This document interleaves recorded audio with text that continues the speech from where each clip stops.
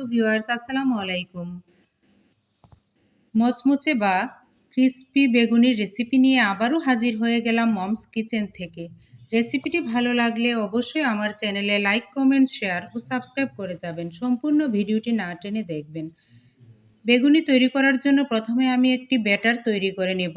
Batter তৈরি করে আধ ঘন্টার জন্য রেস্টে রেখে দেব।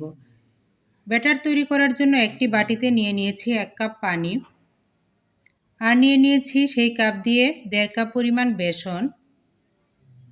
এখন কিছু মশলা অ্যাড করব। প্রথমে দিয়ে দিচ্ছি 1/2 চা চামচ পরিমাণ আদার পেস্ট, 1/2 চা চামচ দিব রসুনের পেস্ট, এখন দিব 1/2 চা চামচ লাল মরিচের গুঁড়া,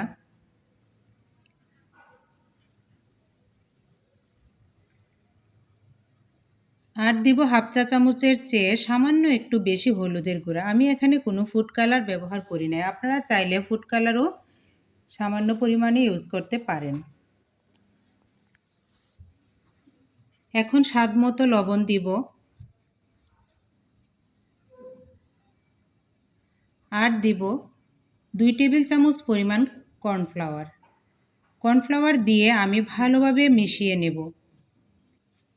এই ব্যাটারটা আপনারা চাইলে হাত দিয়েও মেশাতে পারেন, আবার হ্যান্ড উইক্সের সাহায্যেও মিশিয়ে নিতে পারেন। আমি যেরকম করে গুলে নিয়েছি ব্যাটারটা ঠিক সেই রকমই ঘন হবে, খুব বেশি ঘনও না আবার খুব বেশি পাতলাও না। আমি 2 টুকরো বেগুন নিয়েছি, বেগুনগুলোকে আমি ধুয়ে নিয়েছি, কাটার পর কিন্তু ধোয়া যাবে না। আমি আপনাদেরকে দেখিয়ে দিচ্ছি কতটুকু পাতলা করে আমি বেগুনগুলোকে কেটে নিয়েছি। এখন চুলায় প্যান বসিয়ে দিয়ে দিয়েছি রান্না করা রেগুলার তেল। অবশ্যই ডুবো তেলে ভাজতে হবে। তেল গরম করে আমি দিয়ে দিচ্ছি বেগুনগুলোকে বেসন লাগিয়ে, তারপর সেই তেলে এভাবে বেসন লাগিয়ে সবগুলো বেগুন আমি তেলে দিয়ে দিচ্ছি। তারপর যখন এক পাশ হয়ে যাবে তখন সবগুলোকে আমি উল্টে দিব। চুলার আঁচটা মিডিয়ামে রেখে এই কাজটা করতে হবে। সবগুলো যখন ভাজা হয়ে যাবে, কালারটা ঠিক এরকম হবে, তখন সবগুলোকে উঠিয়ে আমরা রেখে দিব টিস্যুর উপর। তাহলে এক্সট্রা তেলটা টিস্যু টেনে নেবে।